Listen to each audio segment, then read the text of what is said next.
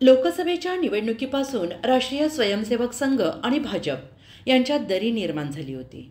भाजप नेत्यांच्या वक्तव्यामुळे RSS काहीसा दुखावला गेला होता आणि त्यामुळे लोकसभा निवडणूक प्रचारातून त्यांनी काहीशी माघार घेतली होती.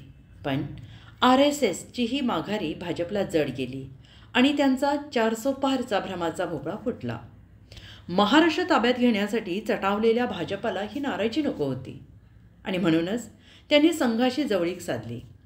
संघाच्या कार्यप्रणालीनुसार 15, 20, 30, 45 जणांच्या समुदायाच्या सुमारे 60,000 छोट्या लघुसभा घेण्यात आल्या. असा निवडणूक प्रचार अनोखाच म्हणता येईल. या निवडणूक भाजपाचे लक्ष केवळ हिंदुत्वावर केंद्रित होतं. संघाच्या मार्गदर्शनाखाली एक ध्येय संकल्प म्हणून प्रत्येक घरातून मतदार आणि समर्थकांना बूथपर्यंत नेण्याचं काम करण्यात आलं. लोकसभा निवडणुकीच्या काळात संघाच्या कार्यकर्त्यांनी हे काम केलं नाही. ह्या निवडणुकीत मात्र कमी अधिक प्रमाणात लक्ष बटेंगे तो कटेंगे आणि एक है तो सेफ है या भाजपाच्या पोरकड घोषणांची संघाने पडताळणी केली. भाजप किती आमदार जिंकू शकेल, 100चा आकडा पार करेल की नाही, महायुतीला शेवटी बहुमत मिळेल की नाही, हे निवडणूक प्रचारादरम्यानचे उद्दिष्ट आणि चिंता होती.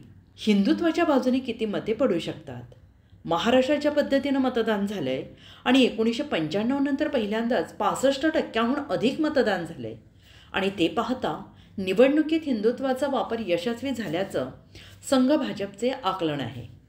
100 किंवा त्याहून अधिक जागा जिंकून सर्वात मोठा पक्ष म्हणून समोर आल्यास महायुतीचे सरकार स्थापन होईल असा विश्वास संघाला आहे.